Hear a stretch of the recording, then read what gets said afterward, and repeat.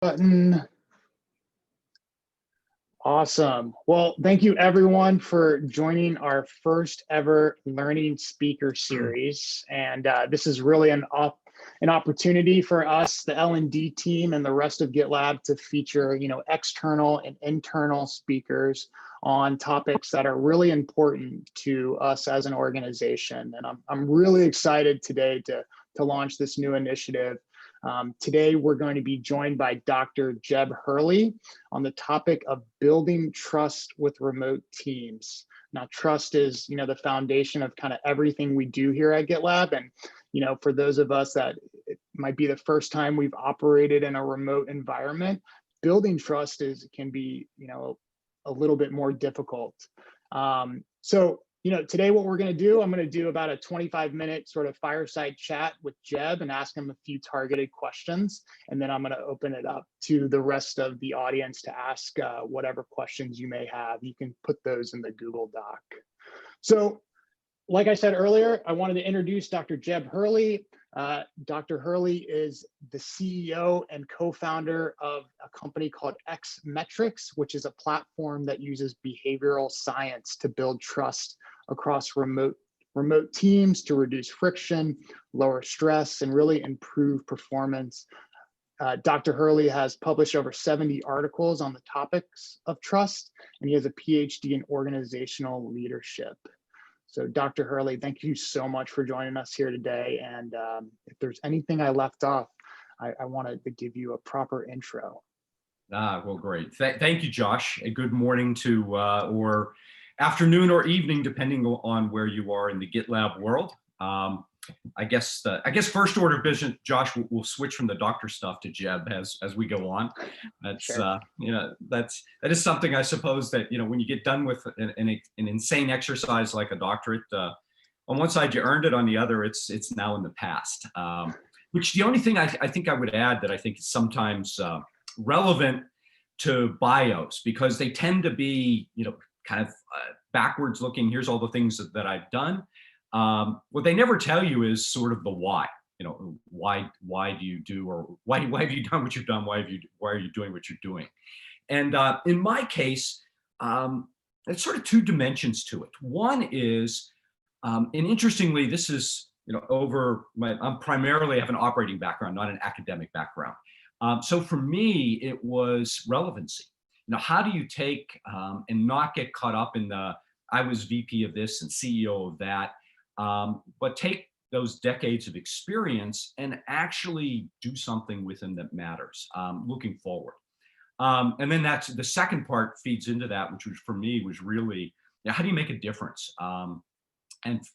And I think because of that operating experience, both good and a lot of good, some not so good, and an interest in leadership and the human dynamics, it really became about how do you improve people's lives at work by helping in sort of two ways. One, team leaders, and especially first level leaders, to be their best and do their best, and through that, helping make everyone's life at work and as it extends beyond better. So that's been a big part of my motivation and driver for why I do what I do. And as Josh said, my work in organizational leadership was actually specifically in behavioral science. So my research focus was on the intersection of human motivation, team effectiveness, and employee engagement. So how do those three dynamics come together in a way that can ultimately impact the way we all experience work, and have that hopefully, ideally, also improve other dimensions of our lives beyond it. So awesome. Yeah. Thanks, Jeb. So yeah, that's great. And I think it's super relevant to GitLab. We're an all remote company.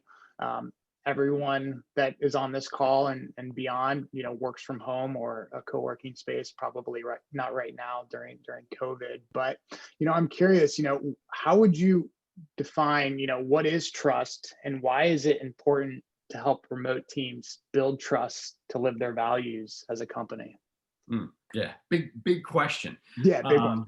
So yes, and I'll try to be very succinct because we got limited time. But so I'll break it into two parts. Because on one hand, trust, as you know, as we tend to experience it as humans, can feel pretty complex. But from the behavioral standpoint, it's actually, the essence of it is actually pretty straightforward. And it has two key dynamics. One, if you think about your expectations of a relationship, of another person, versus and of their behavior, versus their experience with them. And what builds trust is when you have positive expectations of another person and consistent positive experiences with them, you'll build trust. Conversely, trust is diminished or destroyed when you have high positive expectations of someone and they consistently disappoint. So where you're constantly not knowing where someone is coming from. So, you know, if we take that, and that of course, actually what's important about that is the delta between those two creates something called trust gaps. So you end up with this gap that when it persists, ultimately, if we take as an example this outside of the work context, if you think about an important relationship in your life, at some point in your life, where you've had high expectations, could be with spouse, significant other, dating, whatever. And when someone you may have initially, you've had a good experience and it degrades. What happens to your energy in that relationship? And if it persists over time, where does it ultimately end up? Because you trust is balanced by that in terms of human relationships. So, you know, and again, something we've all, I think, experienced on both the highs and lows in that. Now, trust as it connects to values is, it's crucial because trust is actually the catalyst that enables people to work safely, to be fully engaged. And it's also the antidote to toxic people and teams. So it plays this very fundamental role. And I'll give you a quick example. And this could be a GitLab anywhere. You have team A and team B. Team A does something that impacts team B negatively, say in terms of their customers and the results, say their revenue. But team A and team B.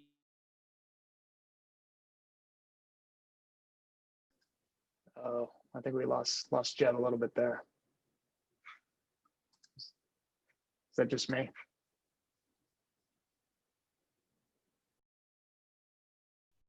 Values and trust connect in a very strong way. And for particularly in an environment, an all remote environment like GitLab, what's really important to recognize is that trust can be tricky because it's fluid.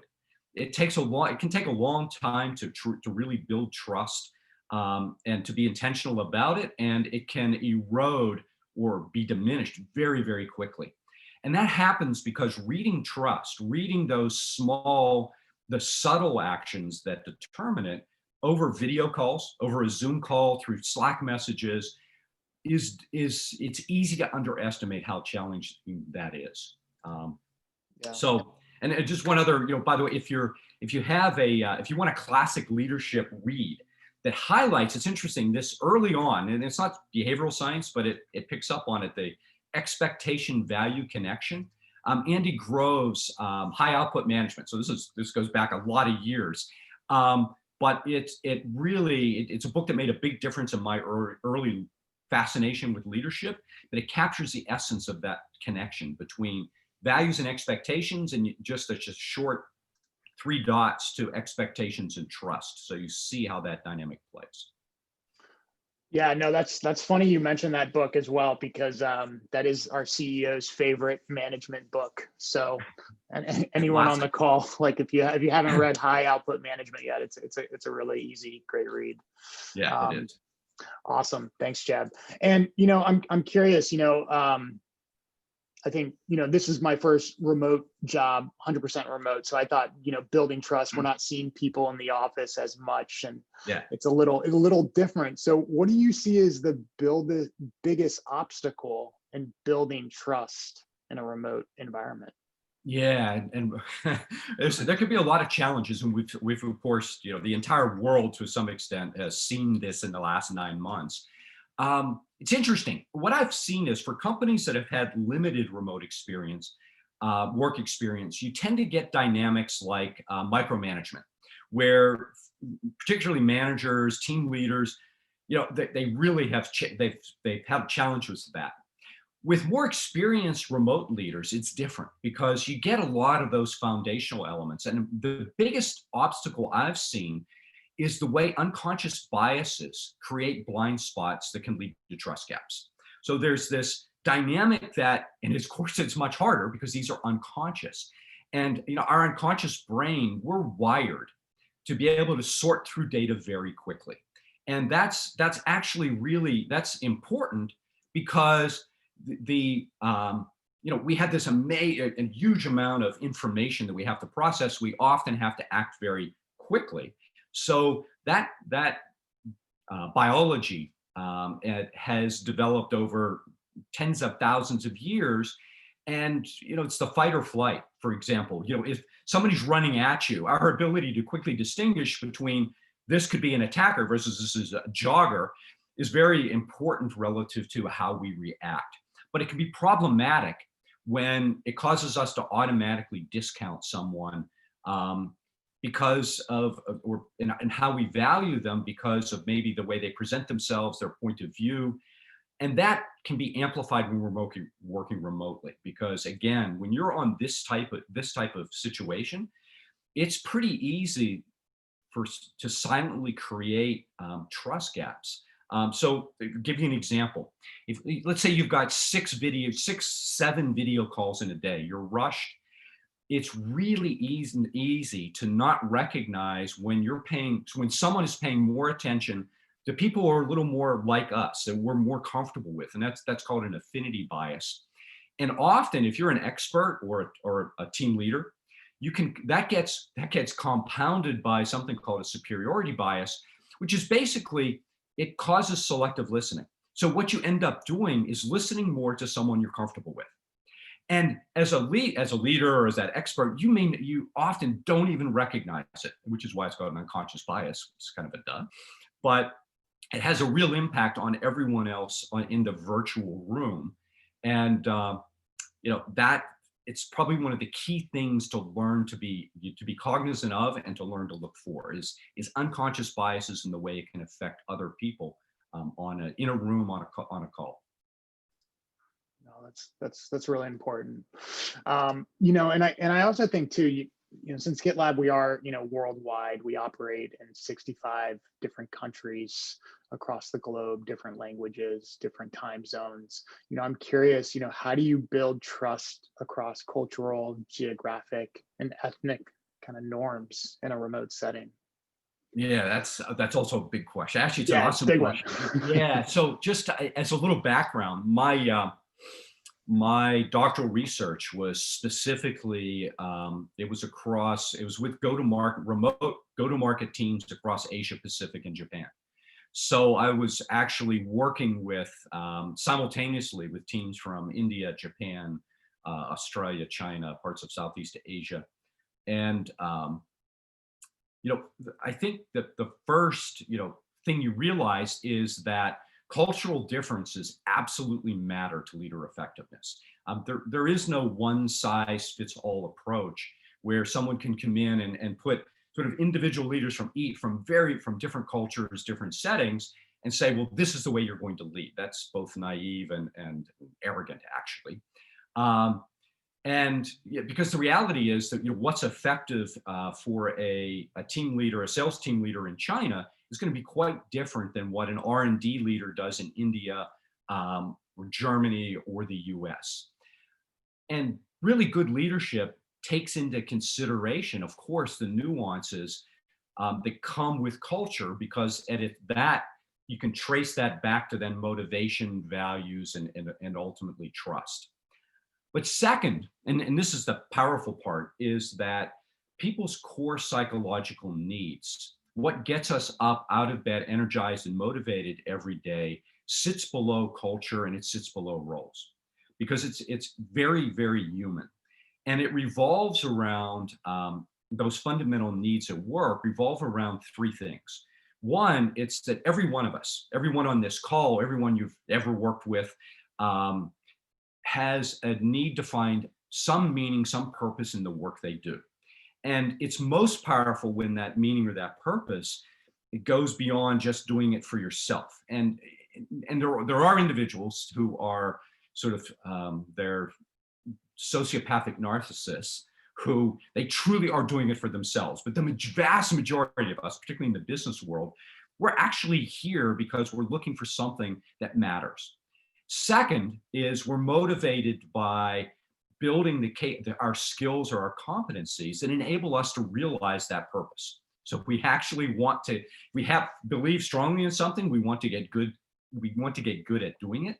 And the third dimension is feeling that we have the level of freedom or autonomy to be able to go after and do that purpose. And so the level of autonomy that balances those three. And that's incredibly important, because that's a motivational dynamic that it simultaneously drives energy, but it also builds trust. And and of course, the culture we come from, it's and our development experiences influence how we express those core needs. So if you're working with a team in Japan, for instance, the way in which those three needs get expressed, that's where the nuance comes in from a leadership standpoint. And versus, again, say in India or US, somewhere in Western Europe.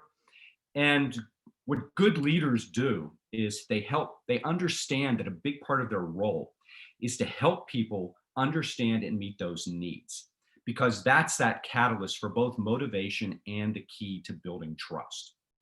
And if you watch, I don't know how many of you may have watched Josh, I think you sent around the pre-recorded webinar. Yep. Yeah, so that's why I developed the motivational triangle, taking sort of decades of research into human motivation at work and boil it into a very simple construct that any manager can use in one-on-one conversations. And actually, it's not just any manager, anyone can use to both reflect themselves and to have a conversation with someone else, their manager or team members, around where are you finding purpose? What skills do you want and need to develop? And are you feeling like you have the freedom to go and pursue it? Yeah, no, that's really important. It's definitely as much on the leader to build that trust with their people and understand those yeah, it's amazing. It's not, there's no magic wands out there, or sort of the 7 magical motivational moments. But if you drop down into the core of why we do what we do, and then build on top of it the motivational techniques that are most often seen. So it's recognition and making sure that people get visibility in the way, and those things roll the way they want. Those are all important. But if you don't come down to what's closer to the heart, you won't tap into those more intrinsic things that really get people energized, having a fulfilling day at work, and clicking off of Zoom at night saying, wow, they turn around to their significant other, spouse or friend, and say, wow, this was really a great day. And that's the key to it. No, that's great. Awesome. Well, I see some questions showing up in the team member Q&A, so I just want to be conscientious of time. So I think we got 2 more questions for you from me, and then we'll hand it over to the team members. So, I think you've kind of already answered this question, but what can team members do to really promote psychological safety in a virtual setting?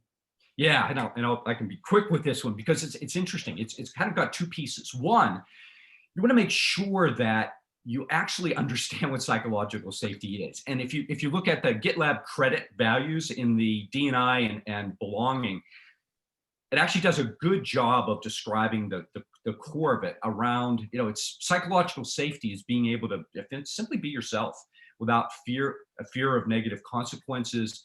It's you're safe for taking risks, and that you feel accepted and respected. But the second thing, this is actually the subtlety and this is true of a lot of core values, is that to recognize that the emphasis and intensity of what psychological safety is will vary. So for instance, if, and I'll use a couple of quick examples, if, a Navy SEAL team, what they consider to be psychologically safe is probably going to be different than what a GitLab, a marketing or customer success team feels, because they operate in a very different context. And you also need to always think about it's not just one value. So yes, you want psychological safety, absolutely, but that can conflict. If you have a value, and I've seen this happen, and it tends to go sideways quickly. A company will say, one of our values is absolute candor. This notion of this level of radical transparency. Well, the problem is that on one hand, you want to make it a psychologically safe environment. On the other hand, radical transparency or candor means that if you've got 50% of your people who are more introverted, who aren't comfortable having every aspect of their lives exposed at work, you've just now created a significant conflict in terms of your core values. And so being very conscious that values aren't something you stick on the wall, that what's fundamental for every team and every organization is that how you'll operationalize those values. And what I mean by that is that values are at their best when they're used to help assess and guide people, their everyday behavior in an organization. So you make them come alive, as opposed to here's the poster and here's what we do, because that'll get you in trouble really fast, and people know it immediately. If you can try it. The radical transparency one's a powerful one, because you quickly get into this conflict where people get really uncomfortable and don't feel safe because you're saying, well, no, you've got to be radical with us. No, and I'm going to do that with you. It doesn't work. Maybe if you're in some sort of elite unit, or if you're at a company like a Goldman Sachs or a Boston Consulting Group, where that is their culture, fine. You know what you're getting into, but don't just drop it into an organization. Yeah. No, that's great. And I think GitLab does an awesome job at any company I've ever worked with our values and transparency. It's pretty unprecedented. Yeah, and finding it's amazing when you find the balance with it. It really is. It's for a wonderful place to work. Yeah, awesome. Well, just real quick, last question, then I want to hand it over to the team members, make sure we have enough time to ask any questions from them. So, at a practical level, how can teams and team leaders here at GitLab, who are already very busy, learn to measure trust and use that data to live our values and improve? Yeah, that's a good question, because I know that, and I've been there. When your days feel like you're changing tires on a moving car, seriously, anything that comes in and says, well, here's 7 new things to do tomorrow with your team. Yeah, it ain't happening. The cool thing is that, and the answer really lies, at least I found, at the intersection of technology and behavioral science. The aha that led to, and if you read my background and you saw what we do, to our trust metrics platform, and it's tied a little bit back to the Andy Grove book, is that you can measure trust and relationship strength on teams, and therefore you can improve it. What behavioral science does is enable you to do that very quickly. With trust metrics, there's only 3 questions, takes about 3 minutes. And then the secret sauce is that teams use those insights to create what are called nudges, which are small behavioral changes. And that a team together says, hey, we're going to do these 2 things differently this month. And then by tracking those and continuously learning, you set up this ongoing process that you build trust, and you ensure that your values remain just rock solid. So it's a lot like think in terms of trust metrics, it's kind of like a fitness program for teams, where a small investment and consistent use you get, which is typically no more than, say, an hour or so a month, you get a big return on that investment. So it's all the key to behavioral science is that it's all about leverage and the way in which you're able to take, again, small actions and turn them into something big, which is exactly what any organization looks like in terms of their investments.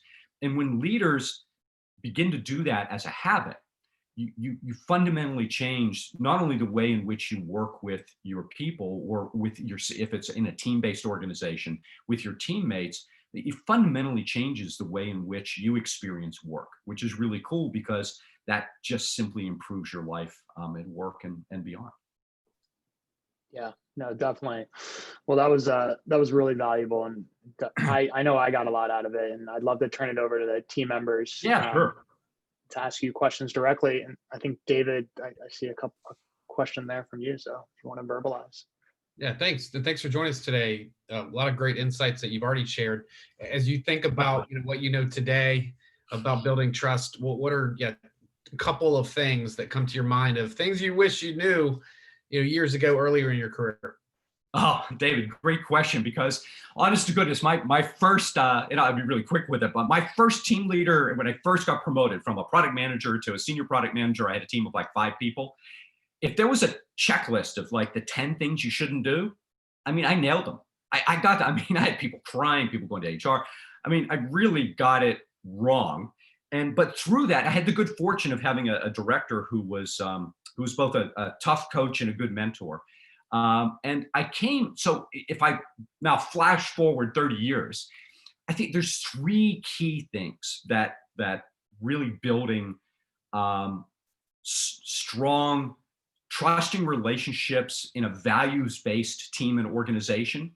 It starts with a foundation of values and really understanding, again, how you use those to guide and assess. Second is that motivational dimension that I talked about, not forgetting that at its core, your organization is made of people, of human beings.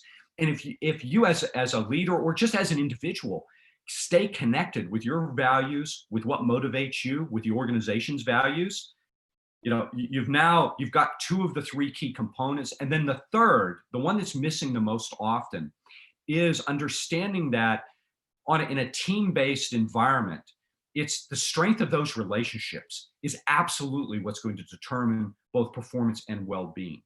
And it's so amazing. In fact, I recently wrote an article called The Missing Metric, because it's so amazing to me that we measure a zillion things around performance, and almost no organization measures relationship strength or trust. And yet that is what determines how well we do the other. So kind of an interesting sort of, you look at that and say, why? Yeah, very helpful.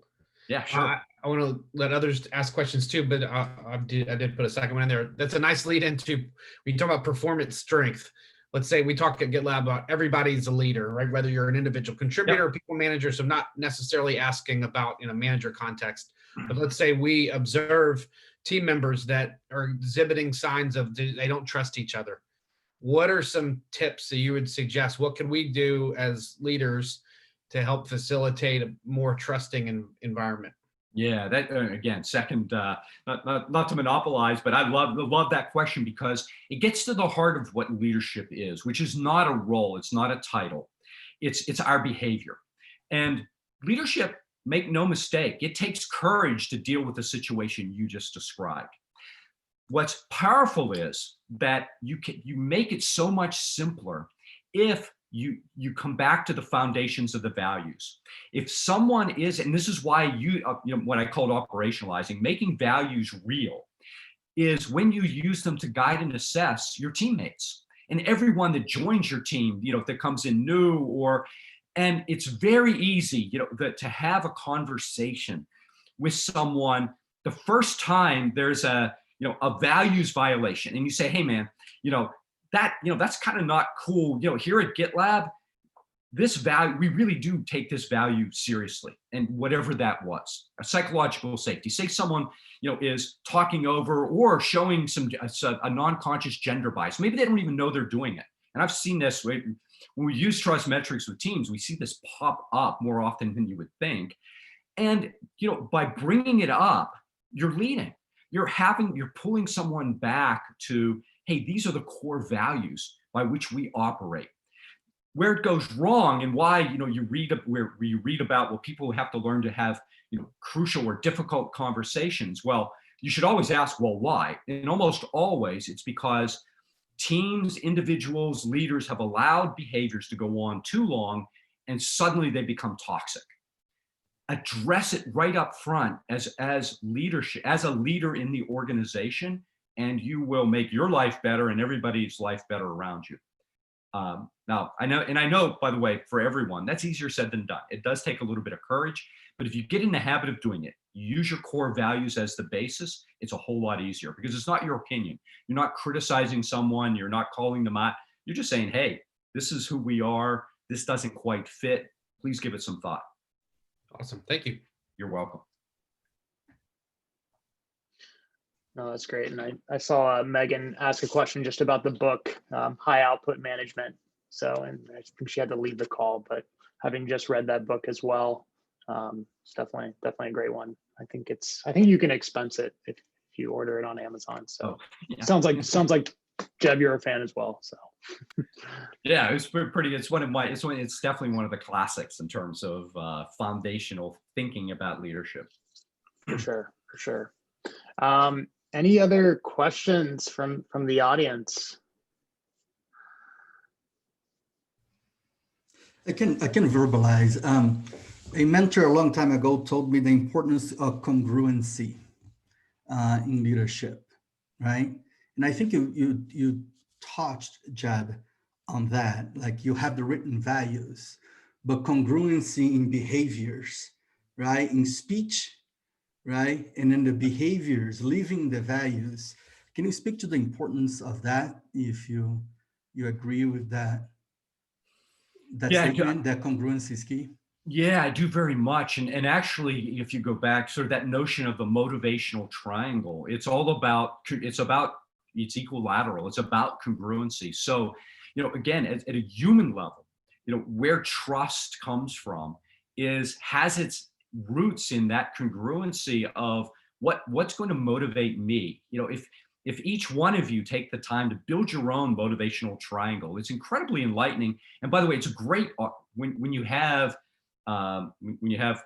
reviews, sitting down career conversations, with your manager in the organization, there's nothing more powerful than being able to describe where you want to find that congruency. So that, if number one, it starts at that core, and then it builds out, because again, as I mentioned with values, congruency there is incredibly important. If you create conflict with your values as I used that example of sort of the extreme candor on one side, psychological safety on the other, you've created imbalance, and you've got to bring it back into balance. You have to say, hey, here's what we mean by psychological safety. Here's what we mean by candor and transparency. And here's how those two fit within the context of GitLab. And which is going to be different than company, B, C, and D.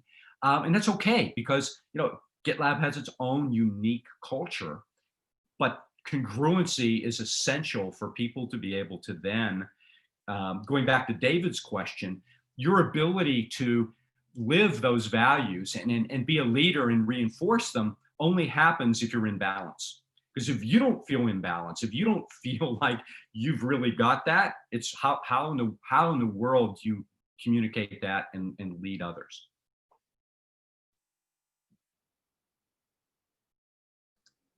That's great. All right, any other questions, folks? Other questions?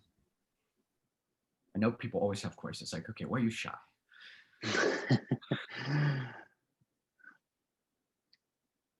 So, I'll give a couple more seconds, but, Jeb, if team members, wanted to reach out to you and just follow your work and get more resources, any recommendations just in closing?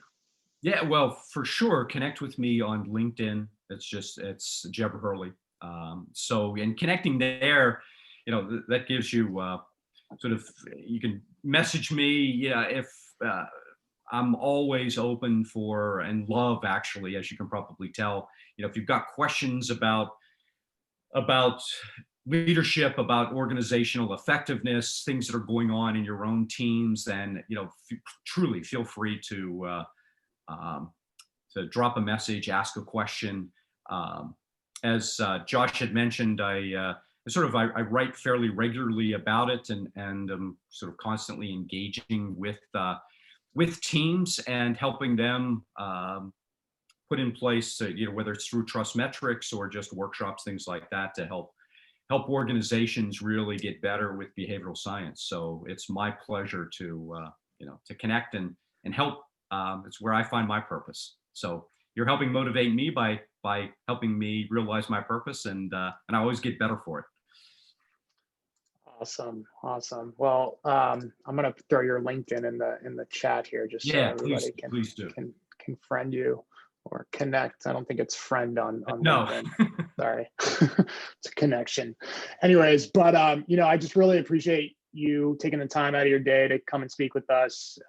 It's really awesome just being able to hear from somebody outside of the organization, just provide a perspective on something we do every day within GitLab is, we build trust with each other and we operate remotely. So thank you. Yeah, no, my pleasure. And I think it's just a closing note, Josh, if no one has other questions. I think one of the key elements of when we think about trust, it's not the big T. It's not it's the people, because that can be scary. Wow, does this person, not trust me? It's easy to have a conversation with someone to say, that in that meeting, your communications could have been a little clearer, whatever. People usually respond very favorably to that. Great, thank you for the feedback. If you say to someone, I don't think your team trusts you, that's more cataclysmic. And so when we're talking about trust, it's really important to remember that it's the small actions that happen sort of every day. Sometimes they're called microactions. They can also be called microaggressions. These are subtle acts of exclusion that diminish or destroy trust. That's what you watch for, is that it's not, because if it gets to the big T, then it may be fantastic, but too often it's already a bit of a mess. Whereas it's those little daily behaviors, what assumptions are we making? Do we assume good intent or not, that really make the difference? So, if you guys have such a fantastic set of core values, living those values, making them real, it comes down to those little every day, every minute, every call kinds of expressions of how you live trust in an organization. Awesome. Yeah, completely agree. Well, thank you so much for your time. I'll send you a recording of this after the call, and we're going to feature it on our handbook. So yeah, fantastic. My pleasure, everyone. Thank you for taking the time. David, thanks for the great questions and opportunity. And truly, anyone, reach out if you've got, if you think of a question later on. Delighted to chat. Awesome. All right. Thanks, Jeb. Thanks, everybody. Thank you. Bye.